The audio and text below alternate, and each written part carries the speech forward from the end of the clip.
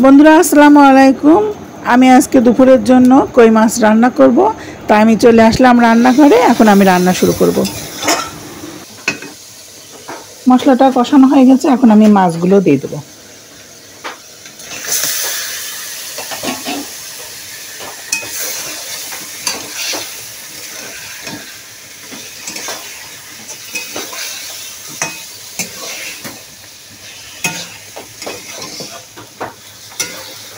বন্ধুরা আসসালামু আলাইকুম। চলে আসলাম দুপুরে রান্নার জন্য। আমি আজকে রান্না করব কই মাছ।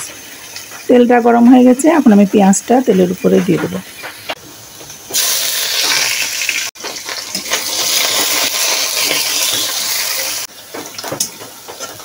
পেঁয়াজগুলো গোলাপি হয়ে গেছে, এখন বাটা পেঁয়াজটা দিয়ে দেবো।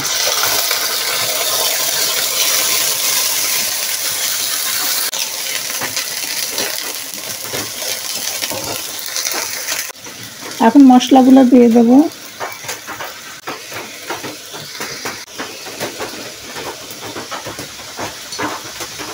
মশলাগুলো দিয়ে বেশ ভালো করে কষাবো।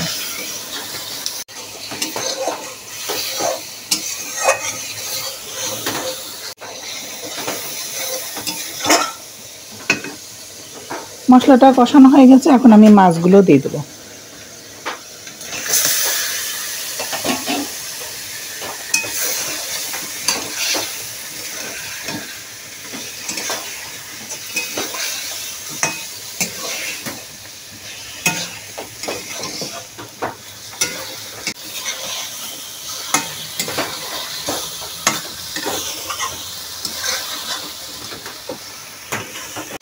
মাছগুলো কষানো হয়ে গেছে, এখন আমি পানি দিয়ে দেবো।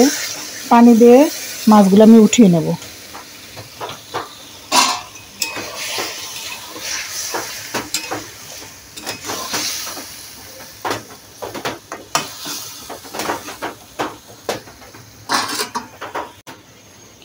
মশলা থেকে সব মাছগুলো আমি উঠিয়ে রেখেছি।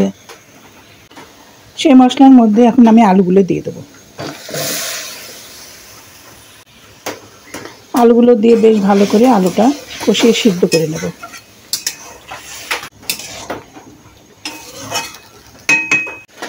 আলুটা কিছুক্ষণ ঢাকনা দিয়ে ঢেকে সিদ্ধ করে নেব।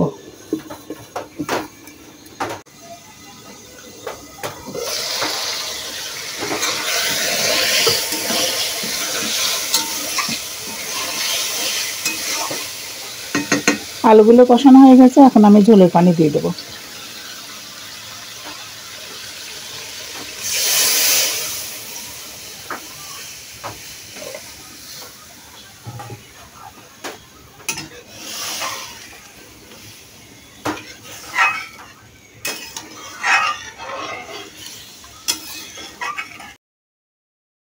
ঝোলটা বেশ কিছুক্ষণ ধরে উতলে উঠেছে, আলুটাও সিদ্ধ হয়ে গেছে। এখন আমি মাছগুলো দিয়ে দেবো।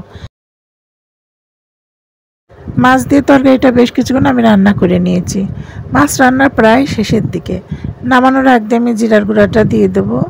কিছুক্ষণ রান্না করে আমি তরকারিটা নামিয়ে নেব। মাছটা রান্না হওয়ার পরে আমি কিছুক্ষণ নেভানো চুলার উপর বসিয়ে রেখেছিলাম।